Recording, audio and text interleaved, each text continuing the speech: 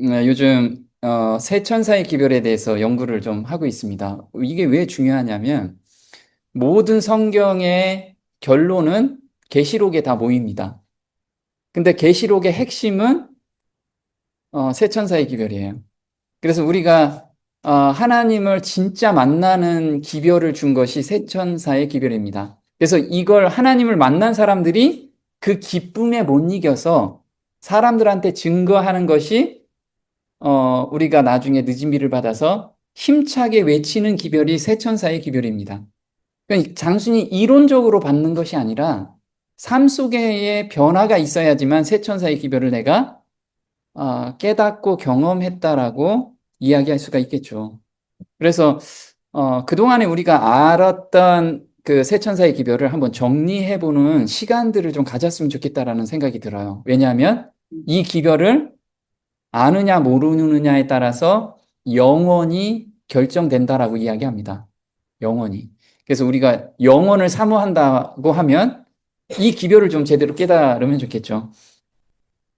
오늘은 첫째 천사의 기별에 대해서 이야기하는데 제가 90%는 오해하고 있다라고 부제로 적었어요. 그러면 이게 대부분 깨달은 것이 잘못된 각도에서 깨달을 수도 있으니까 한번 깊이 같이 상고하는 시간이 좀 됐으면 좋겠습니다. 셋째 기별에 들어갔다는 사람들 대부분은 앞에 두 기별도 경험하지 못했다라고 이야기를 하고 있습니다. 자, 초기문집 119페이지에 이렇게 나오죠. 셋째 기별을 믿는 사람 중 많은 사람들이 앞에 두 기별을 경험하지 못하고 있다라고 이야기를 해요. 그러면 내가 지금 알고 있는 복음이라는 것이 내가 기준으로 지금 알고 있는 건지 아니면 하나님께서 우리를 깨닫게 원하시는 그 기별 안에 내가 들어가 있는지를 한번 점검해 보는 게 필요하겠죠. 자, 셋째 기별을 받아들인 많은 사람들은 이전의 두 기별에 대한 경험이 없었다. 깨닫기는 하는데 경험이 없었대요. 그럼 이 경험을 가지고 있는 사람은 삶 속에서 어떤 열매가 나와야겠죠. 그 열매가 무엇인지 오늘 한번 보고 내가 그럼 제대로 깨달았는지 그걸 점검해 보는 시간이 됐으면 좋겠습니다. 사단은 이것을 알고 있었으며 그들을 무너뜨리기 위해 악한 눈으로 주시하고 있었다. 그러나 셋째 천사는 그들을 지성소로 가리키고 있었고 이전 기별들을 경험한 사람들은 그들에게 하늘 성소로 가는 길을 가르쳐 주고 있었다. 그래서 우리는 이 기별을 깨달은 사람들은 모든 사람을 어디로 인도해야 되냐면 지성소로 인도를 해야 돼요. 지성소로. 자, 많은 사람들은 천사들의 기별들 속에 있는 완전한 진리의 연결고리를 보았고, 이게 연결고리라는 게 첫째 천사를 깨닫고 경험한 자만이 둘째 천사의 기별로 들어가요. 그리고 둘째 천사의 기별로 깨닫고 경험한 자만이 셋째 천사로 들어간다고요.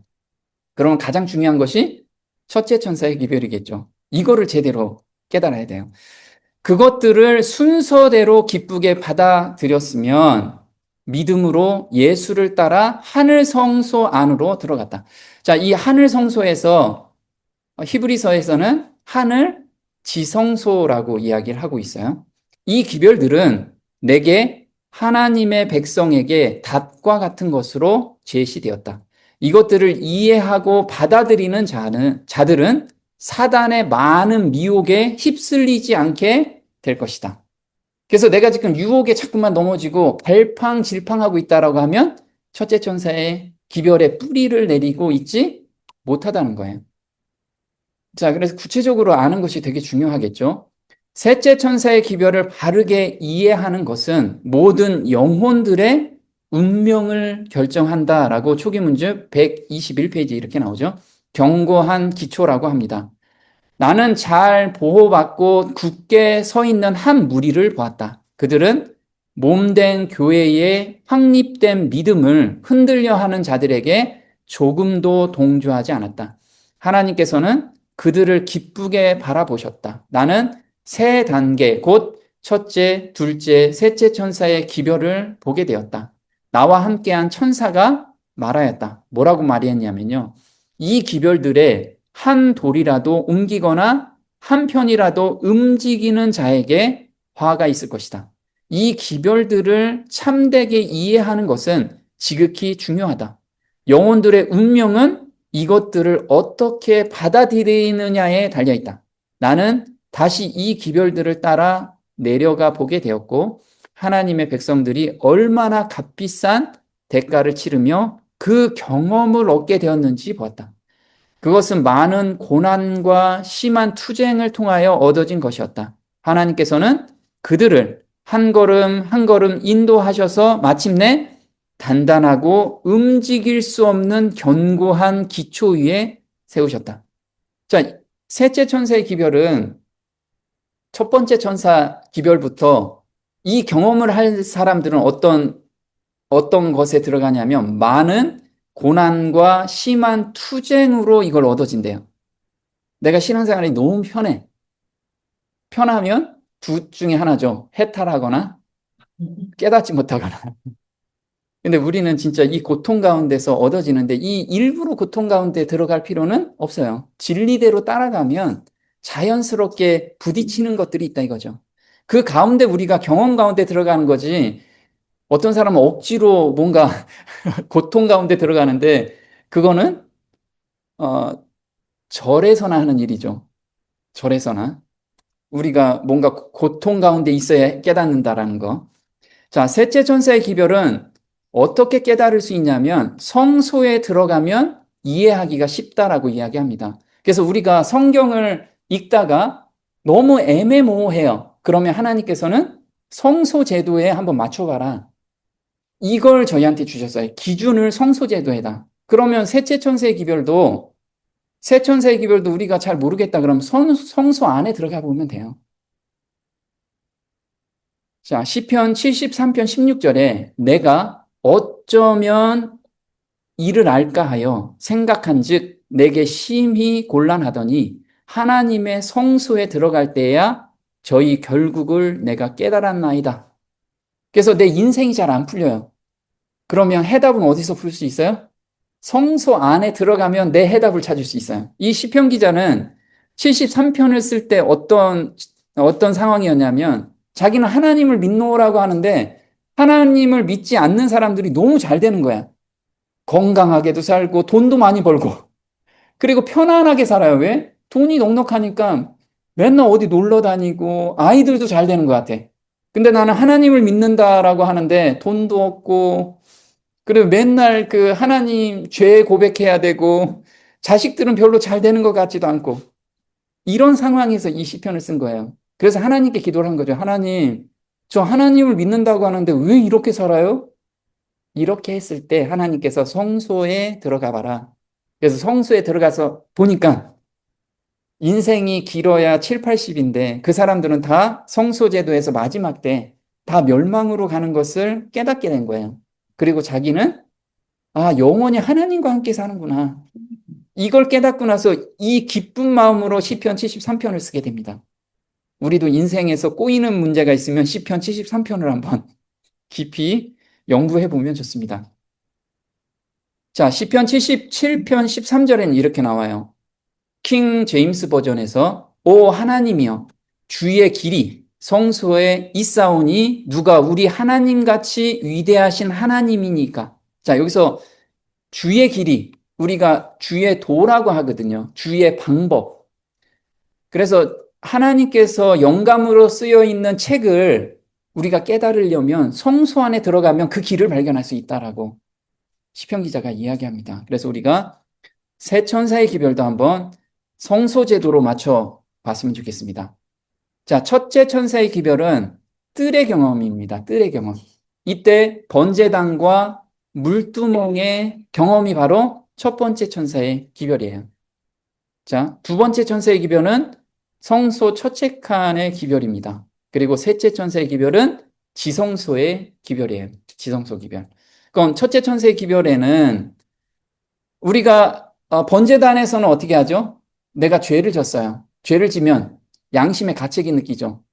무시하려고 해도 계속 양심의 가책이 느껴져요. 그럴 때 그걸 누구한테 전가해야 돼요?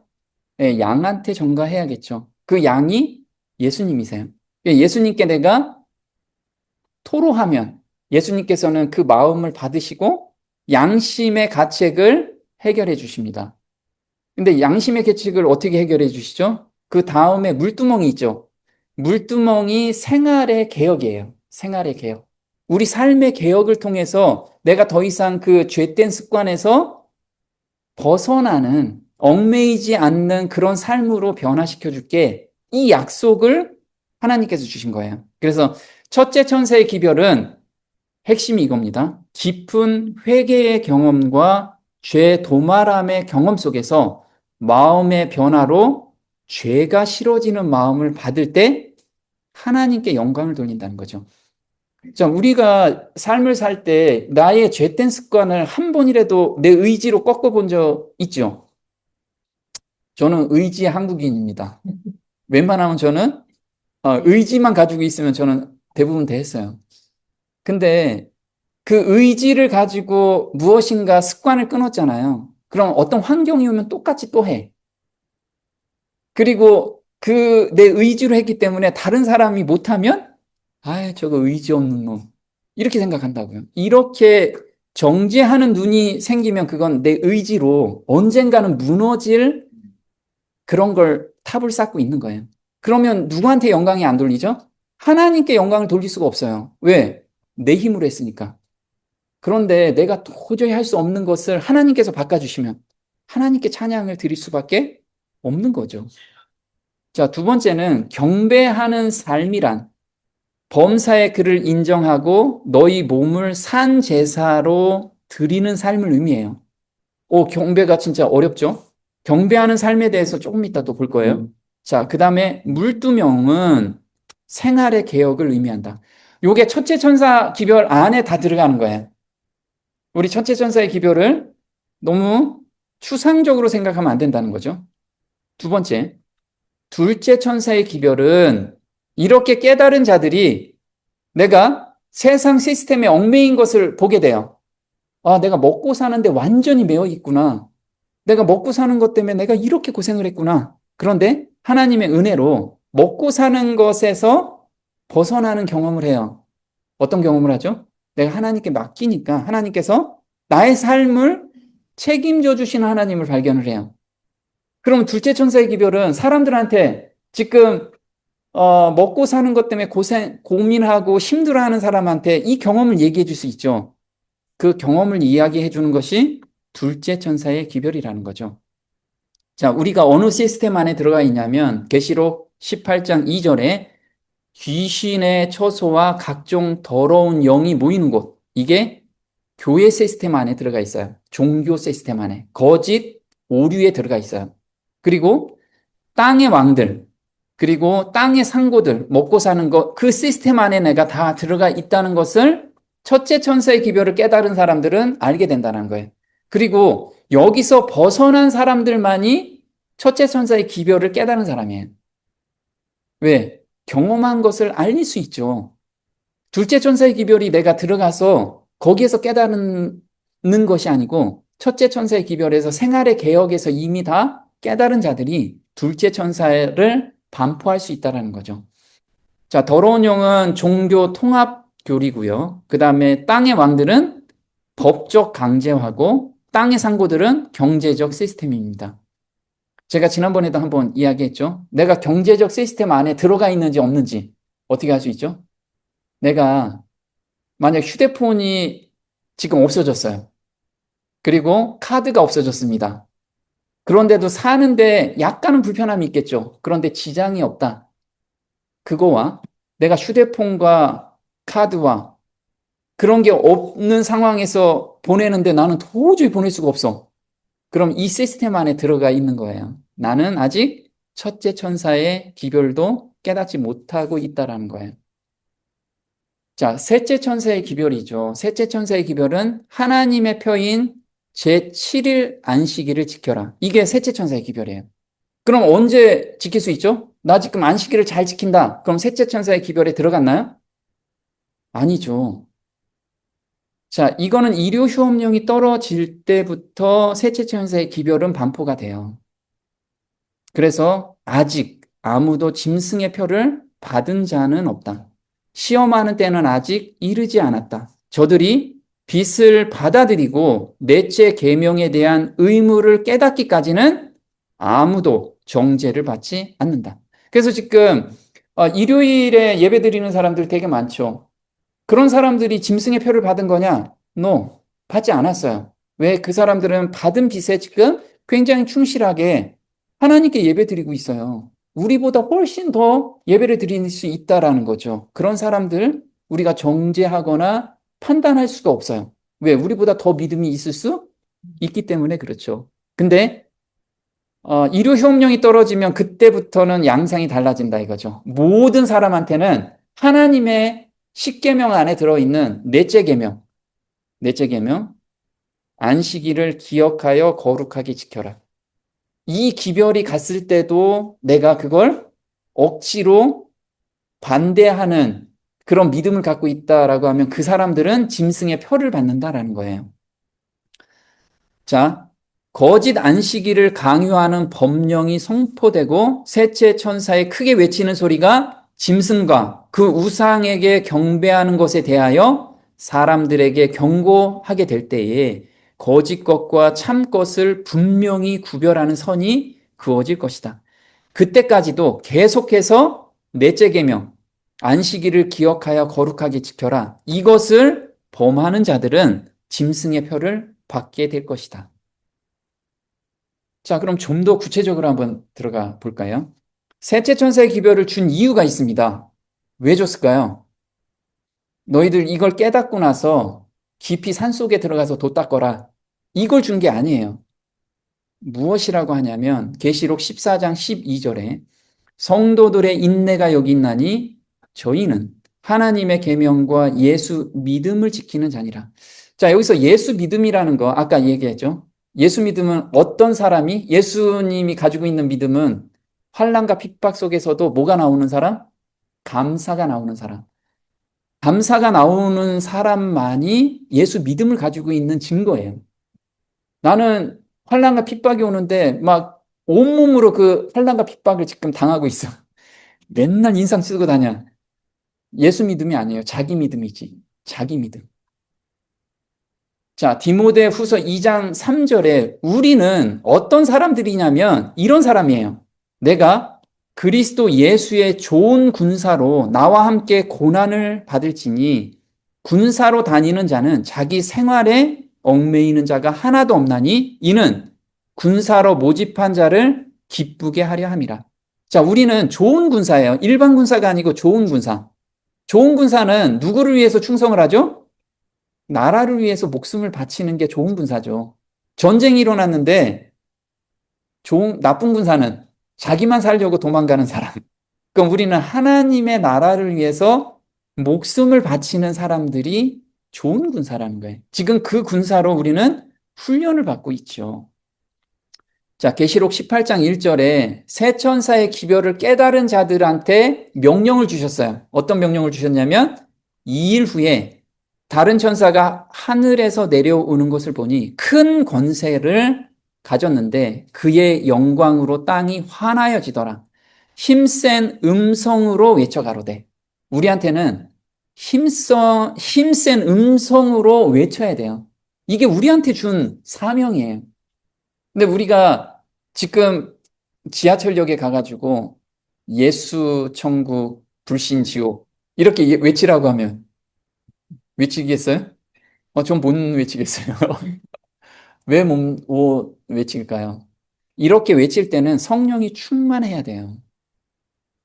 그래서 저는 성령이 충만하지 않습니다. 성령이 충만할 때 나도 모르게 외쳐지는 거예요. 내 의지로서 보여지기 위해서 뭔가 외치는 게 아니고 이거는 자발적으로 외쳐지는 거라는 거죠. 자, 저희가 주의 법을 폐하여 싸우니 지금은 여호와의 일하실 때니이다 라고 기도하게 하는 그런 상황이기 때문이다. 그러므로 온 세상이 다 멸시한다 해도 진실되고 양심적인 자는 반역자로 돌아서지 않을 것이다. 이때야말로 나의 충성으로 말미암아 하나님께서 가장 크게 영광 받으시고 가장 큰 존귀를 입으실 때이기 때문이다. 언제요? 이료 휴업령이 떨어질 때. 나의 충성이 드러날 때라는 거예요. 내가 어디 산속에 깊이 들어가는 때가 아니고 충성을 내가 드러날 때. 전쟁이 일어났으니까 앞으로, 앞으로 나가야지. 우린 군사로 부름을 받았다라는 걸 잊지 않아야 된다는 거예요. 우리의 모든 능력과 힘을 주의 편에 쏟아야 할 때에 우리의 입술로 높고 고상하고 흔들림 없는 증거를 해야 할 때에 우리의 헌신이 약해지다니. 그러므로 내가 주의 계명을 금곧 정금보다 더 사랑하나이다. 여기서 보면요. 우리가 입술로 흔들림 없이 증거할 때에 우리의 헌신이 약해져요. 왜? 그동안에 훈련받은 게 헛훈련을 받았어요. 하나님으로부터의 훈련을 받아야 되는데 내 의지로부터 훈련을 받았어요. 그 의지는 갈대와 같아서 금방 흔들린다는 거예요. 그때는 이게 정금인지 아니면 썩은 동아줄인지 그때 결정이 돼요. 하나님의 율법이 가장 크게 멸시를 받을 때, 이때가 일요 휴업령일 때, 그때야말로 모든 참된 그리스도의 추종자들, 곧 마음을 하나님께 바친 자들과 꼿꼿한 자세로 하나님께 순복하는 사람들이 성도들을 구원하는 믿음을 위해 굳게 서야 할 때이다. 자, 여기서 보면요. 밖으로 외쳐야 될 때다 라고 한 게 아니고 성도들을 위해서 굳게 서야 될 때래요. 이때가 바로 니고데모와 같은 사람. 지금 믿음이 약해서 흔들리는 성도들을 위해서 굳게 서서 하나님을 향하여 하나님을 위해서 나가야 때입니다. 라고 외쳐야 될 때라는 거예요. 그러면 갈팡질팡했던 성도들이 믿음을 잡고 합류하게 되는 거예요. 그 이후에 큰 외침이 있을 거라는 거예요. 자, 그때에 너희가 돌아와서 의인과 악인이며 하나님을 섬기는 자와 섬기지 아니하는 자를 분별하리라. 투사가 가장 필요할 때가 바로 싸워야 할 때이다. 우리는 누구예요? 투사예요, 투사. 그걸 잊지 않아야 돼요, 정말. 자, 첫째 천사의 기별, 내가 깨닫고 경험하고 있는지 한번 경험해 볼게요. 정리를 한번 해봤으면 좋겠습니다. 계시록 14장 7절이 첫째 천사의 기별입니다. 내가 큰 음성으로 가로되 하나님을 두려워하며 그에게 영광을 돌리라. 이는 그의 심판하실 시간이 이르렀음이니 하늘과 땅과 바다와 물들의 근원을 만드신 이를 경배하라 하더라. 자, 이거 정말 많이 들었죠? 너무 많이 들었습니다.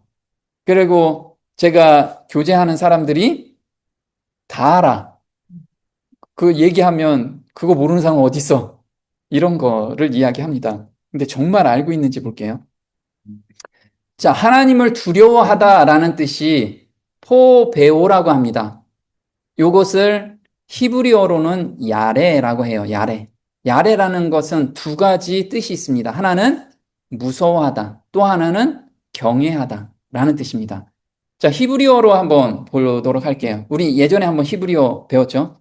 요거는 요드라고 합니다. 요드. 요드는 어디에서 땄냐면 손에서 땄어요. 손. 요드.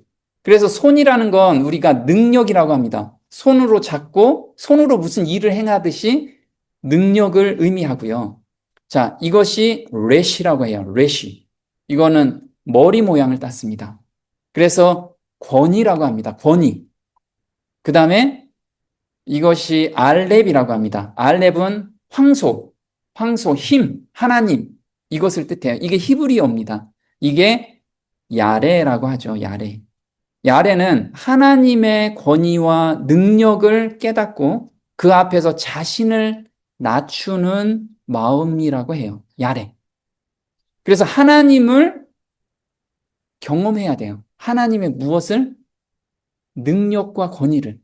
우리가 대통령 앞에 딱 서는 경험을 해요.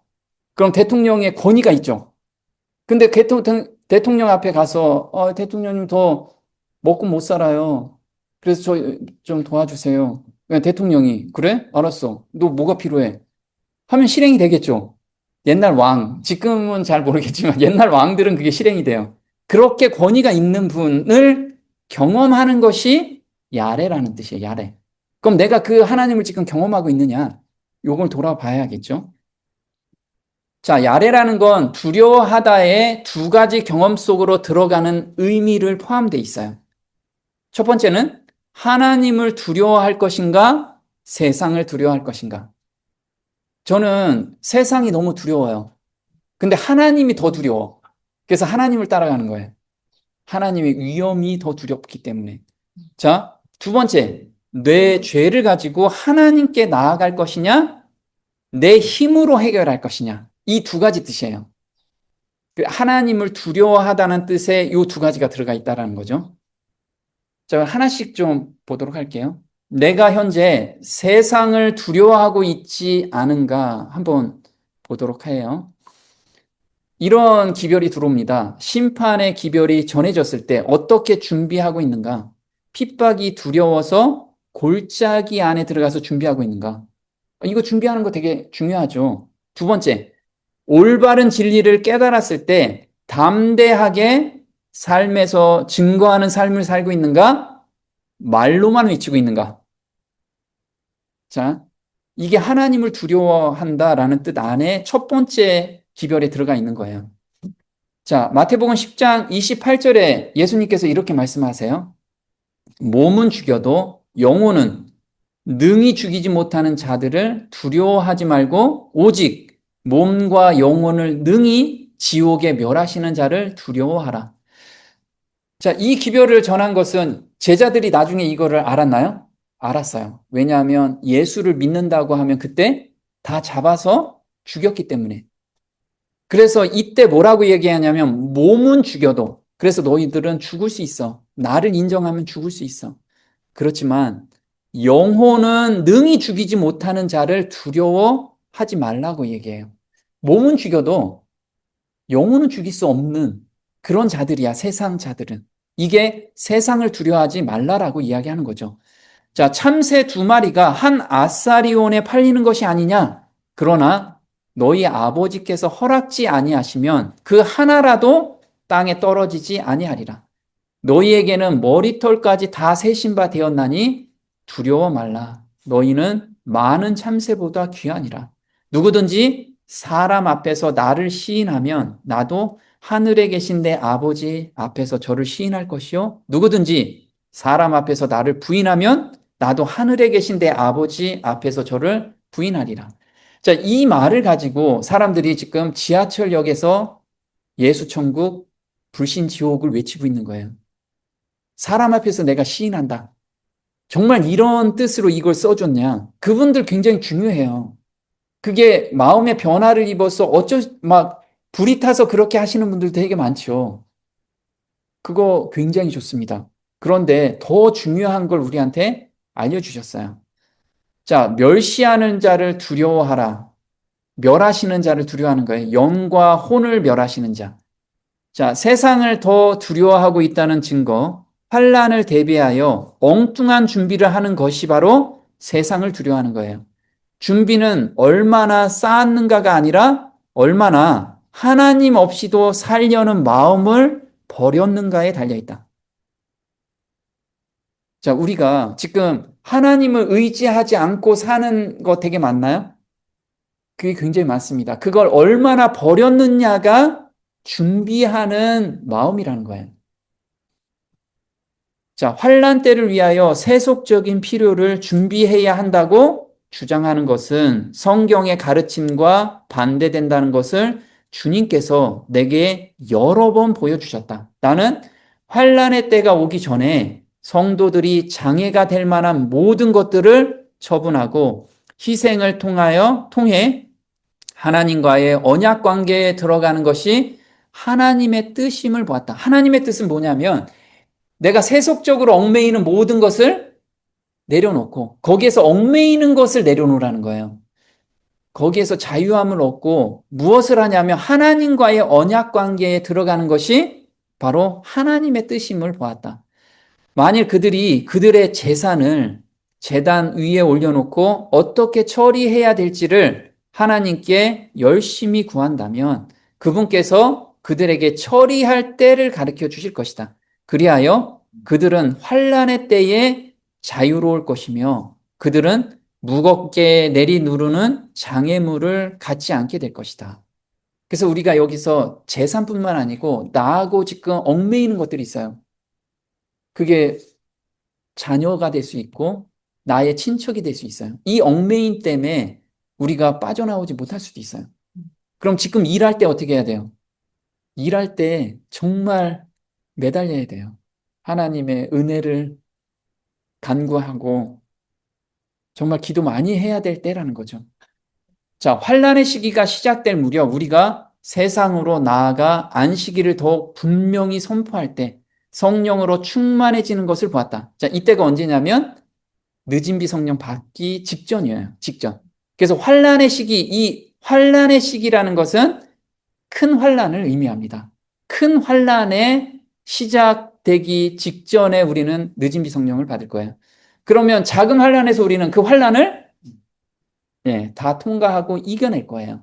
그런 사람만이 검증된 사람만이 늦은 비를 받게 된다라는 거죠. 자, 다른 교회들과 이름뿐인 재림 신도들은 그들이 안식일 진리를 반박할 수 없기 때문에 격분하였다. 이때 하나님의 택하심을 받은 모든 자들은 우리가 진리를 가지고 있음을 보고 나와 우리와 함께 핍박을 견디었다. 나는 땅의 전쟁과 기근과 질병과 대혼란이 있을 것을 보았다.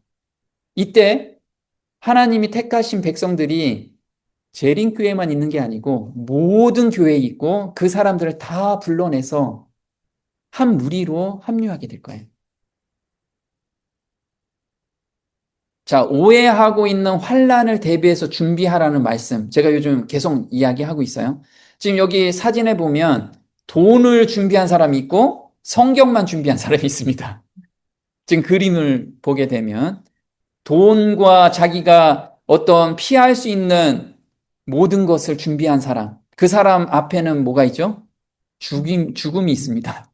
성경만 의지한 사람은 하늘나라가 준비되어 있어요. 우리가 이런 거죠. 말씀은 이렇게 이야기합니다. 장소는 도시를 떠나 시골로 가라. 이거는 뭐냐면 환경을 정리하라는 거예요. 내가 지금 세상 가운데 들어가 있는데 거기서 벗어날 수 없는 것을 하나님께서는 아세요. 내 힘으로는 불가능하지만 불가능한 곳에서 나는 있으면서 믿음을 지키겠다. 이것은 하나님께서 원하지 않는다라는 거죠. 마지막 때일수록 자급자족할 수 있는 시골로 내려가라 라고 이야기를 하고 있습니다. 두 번째는 복잡한 삶에서 단순한 삶으로 바꿔라. 이게 욕심을 버리라는 거예요. 먹고 싶은 거, 입고 싶은 거, 사고 싶은 거. 여자들이 많이 사는 게 뭐예요? 루이비통 사죠. 그런 거 사지 말라는 거예요. 허영심 채우는 거 말고 단순하게 좀 살아라. 단순하게. 남자들은 뭘 좋아해요? 차 좋아하죠, 차. 차, 그런 거. 갑자기 내가 찔리는데. 자, 토지를 경작하는 일은 하나님의 백성에게 큰 축복이다. 라고 이야기를 합니다. 토지를 경작하면서 단순한 삶을 살아라. 거기에서 하나님이 먹고 사는 거 책임져 주신다.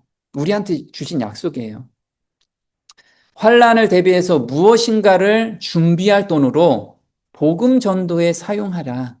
그래서 재산을 막 축적하지 말고 사용하래요. 왜? 계속 채워줄게. 이게 하나님 약속이거든요.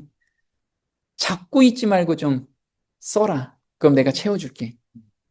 지금은 하나님의 사업을 위해 우리의 수단을 사용할 때이다 라고 이야기를 합니다. 자, 물질에 의존하지 말고 전적으로 하나님만을 의지하는 믿음의 경험을 쌓아. 우리가 지금 준비해야 될 게 이거예요. 정말 땅 파고 굴 파서 1년 동안 아니면 3년 동안 곡식을 저장하는 게 아니고 믿음을 저장할 때라는 거예요. 믿음을. 자, 주의 종들은 기근 중에도 양식을 공급받을 것이다. 자, 그들은 환난 때에 자유로울 것이며 그들을 무겁게 내리누르는 장애물을 갖지 않게 될 것이다. 자, 보면요. 사람 앞에서 나를 시인한다. 자, 시인한다라는 게 말로만 시인하는 거냐, 삶 속에서 드러내는 거냐. 우리가 착각하는 게 있어요. 우리는 지금 외치는 거 굉장히 좋지만 삶 속에서 내 안에 이루어진 예수님의 품성을 드러내는 거예요. 자, 그것이 사람 앞에서 나를 시인하는 행동이라는 거죠. 자, 사도행전 4장 28절에 하나님의 권능과 뜻대로 이루려 예정하신 그것을 행하려고 이 성에 모였나이다. 주여 이제도 저희의 위협함을 하감하옵시고 또 종들로 하여금 담대히 하나님의 말씀을 전하게 하여 주옵시며 빌기를 다함에 모인 곳이 진동하더니 무리가 다 성령에 충만하여 담대히 하나님의 말씀을 전하니라. 자, 제자들은 언제 담대히 하나님 말씀을 전했죠? 네, 성령이 충만할 때. 성령이 충만하면 품성과 함께 말씀이 능력으로 나가게 돼 있어요. 우리는 성령이 충만하지 않은데 내 말을 하죠. 그러니까 사람들이 그걸 받지를 못해. 왜? 마음에서 튀어나가거든. 아, 저건 이게 마음 깊숙이 박혀서 삶의 변화를 줘야 되는데 막 논리로 집어넣으니까 사람들이 막 요즘 사람들이 다 똑똑하죠. 똑똑한데 가르치려고 하면 안 받아들여요. 우리는 외쳐야 될 때가 있어요. 지금은 삶의 변화로 증거할 때고 외쳐야 할 때는 늦은 비 성령이 풍성하게 내리면 담대하게 우리는 전하게 될 거예요. 전하지 말라고 해도 불같은 마음 때문에 전하지 않을 수가 없어요. 이때는 우리가 죽을 수 있어요. 그런데도 너무 담대하게 간다고. 담대하게. 자, 두 번째 두려워한다라는 것은 경외한다라는 뜻이죠. 자, 경외함은 하나님의 사랑의 품성을 경험한 자들에게 나오는 행동이라는 거예요. 경외하다. 지금 이 죄인이 무릎을 꿇고 하나님 쉐키나 영광 앞에 있습니다.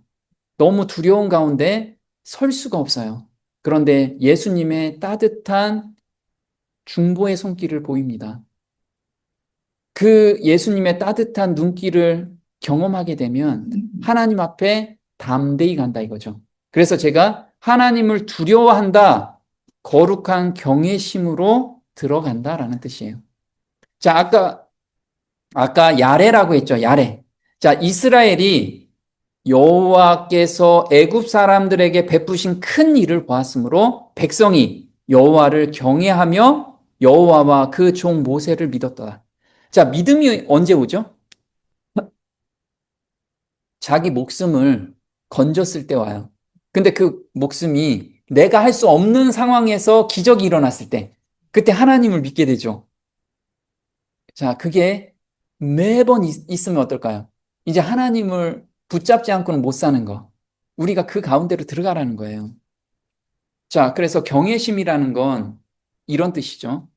불가항력적이고 압도적인 상황에 휩싸일 때 떠오르는 감정이다. 사람은 가슴이 벅찰 정도로 격한 심리 상태에 접어들 때 공손한 마음이 샘솟는다. 우러러보는 마음과 두려워하는 마음이 공존하는 심리 상태를 경외심이라고 한다. 두려움에 못 이겨 따르는 것이 아니라 하나님에 대한 존경심과 믿음 때문에 따르는 것이 경외심이라는 거예요. 그래서 이스라엘 백성들은 진퇴양난이었습니다. 앞에서는 누가? 애굽인들이 쳐들어왔고 뒤에는 물이 홍해가 있었기 때문에 거기에 샌드위치로 있었어요. 사람의 힘으로는 벗어날 수 없었을 때 하나님께서 홍해를 갈라주셨잖아요. 이런 하나님을 경험하는 거. 그래서 내가 지금 불가능한 일 있죠. 지금 우리가 세상 살면서 불가능한 일들이 있어요. 사람을 용서 못하는 거, 먹고 사는 것, 이런 거 불가능한 것에서 정말 하나님께 한번 간절히 부르짖어 보세요. 그럼 하나님께서 믿음을 주시기 위해서 반드시 주세요.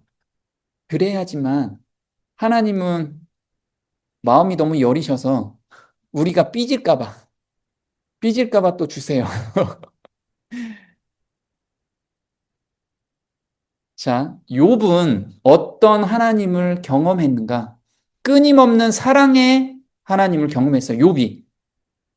자, 욥기 1장 1절에 이렇게 나오죠. 우스 땅에 욥이라 이름하는 사람이 있었는데 그 사람은 순전하고 정직하여 하나님을 경외하며 악에서 떠난 자더라. 자, 여기서 욥을 이야기할 때 무엇이라고 얘기하냐면요. 하나님을 경외하면 악에서 떠나는 삶을 산대요. 경외하면. 근데 경외하는 삶이 무엇이었냐면 시편 33편 18절에 이렇게 나오죠. 여호와는 그 경외하는 자, 곧 그 인자하심을 바라는 자를 살피사 저희 영혼을 사망에서 건지시며 저희를 기근 시에 살게 하시는도다. 여호와여 우리가 주께 바라는 대로 주의 인자하심을 우리에게 베푸소서. 자, 여기서 인자하다라는 뜻이 경외하는 자, 곧 인자하심을 바라는 자래요. 자, 인자함이 무엇이냐면 endless love예요. everlast love. everlast가 뭐죠? everlasting love. 변함없는 사랑을 경험한 자. 그래서 우리는 기도를 포기하지만 않으면 하나님께서 반드시 주세요. 그게 누구 이름으로? 예수님의 이름. 그럼 내가 기도하는 것이 예수님의 품성에 맞는 기도는 하나님께서 반드시 주세요. 이걸 경험하는 자들이 경외한다라는 말뜻을 이해하는 사람들이에요. 자, 욥이 악에서 떠날 수 있었던 것은 매일 하나님의 사랑을 의지하여 죄를 드렸어요. 욥기 1장 5절에 이렇게 나옵니다. 그 잔칫날이 지나면 욥이 그들을 불러다가 성결케 하되 아침에 일어나서 그들의 명수대로 번제를 드렸으니 이는 욥이 말하기를 혹시 내 아들들이 죄를 범하여 마음으로 하나님을 배반하였을까 함이라. 욥의 행사가 항상 이러하였더라. 자, 욥이 거룩하다, 온전하다라고 하나님께서 말씀하신 것은 자기의 죄를 매일 드렸어요. 하나님께. 그리고 거기서 용서함의 경험을 매일같이 했어요. 그러니까 하나님이 용서하시는 하나님, 자기의 마음을 변화시켜 주시는 하나님이라는 걸 매일 경험하니까 욥은 이걸 매일 안 할 수가 없었던 거예요. 왜?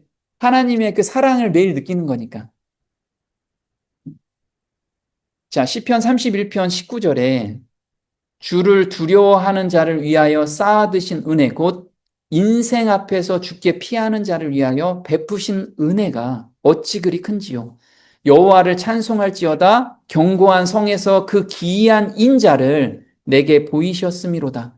내가 주께 부르짖을 때에 주께서 나의 간구하는 소리를 들으셨나이다. 자, 여기서 두려워하는 자, 곧 인생의 모든 문제를 가지고 주께 피하는 자가 주를 두려워하는 자래요. 내가 지금 인생의 문제가 많죠. 정말 하나님을 두려워한다면 하나님 앞에 그걸 온전히 내놓으세요. 제가 아까 얘기했죠. 하나님께 원망도 하고 내가 말투가 저기에서 쌍욕도 나와. 내 울분을 다 토로하라고요. 그 하나님께서는 그걸 받으시고 그래, 네 마음 내가 다 알아. 다 이해하시는 분이야. 그래서 가장 좋은 길로 저를 인도해 주세요. 자, 노아는 능력을 보고 하나님의 사랑을 느꼈어요. 이 두 가지, 능력의 하나님과 사랑의 하나님을 깨달은 후에 방주를 짓게 되었어요. 이게 야레, 두려워하다는 뜻이죠. 노아를 한번 볼게요. 히브리서 11장 7절에 믿음으로 노아는 아직 보지 못하는 일에 경고하심을 받아 경외함으로 방주를 예비하여 그 집을 구원하였으니 이로 말미암아 세상을 정죄하고 믿음을 쫓는 의의 후사가 되었느니라. 자, 여기서 보면 경외하는 이 말을 깨달은 자들이 방주를 예비하고 집을 구원하고 그 다음에 세상을 정죄한대요. 내가 복음을 전해야지가 아니고 경외하는 마음으로 하나님을 경외하는 자라는 거예요. 하나님의 경외하는 자. 자, 창세기 6장 6절에 이렇게 나오죠. 땅 위에 사람 지으셨음을 한탄하사 마음에 근심하시고 노아는 여호와께 은혜를 입었더라. 자, 이 여기서 은혜를 입었다라는 게 found grace in the eyes of the Lord. 하나님의 눈에서 무엇을 발견했어요? 그레이스, 영광을 발견했어요. 그럼 하나님의 눈에서 영광이 뭐라고 그러죠? 품성이라고 이야기하죠. 하나님이 어떤 품성을 발견했기에 노아가 자기 전 재산을 다 때려놓고 그 방주를 졌어요. 그 방주가 몇백억의 가치를 한답니다. 노아는 정말 부자였어요. 근데 그걸 다 방주 짓는데 썼어요. 자, 이게 누가 시켜서 이게 가능할까요? 불가능한데 하나님의 은혜를 입었더라. 하나님의 성품을 발견하고 그렇게 했어요. 근데 바로 근심하다. 우리 많이 교제했죠? 아차부라고 합니다. 아차부는 아들을 잃은 슬픔에 대한 단어예요. 아차부. 자, 사무엘하 18장 33절에 왕의 마음이 심히 아파 물루로 올라가서 운이라.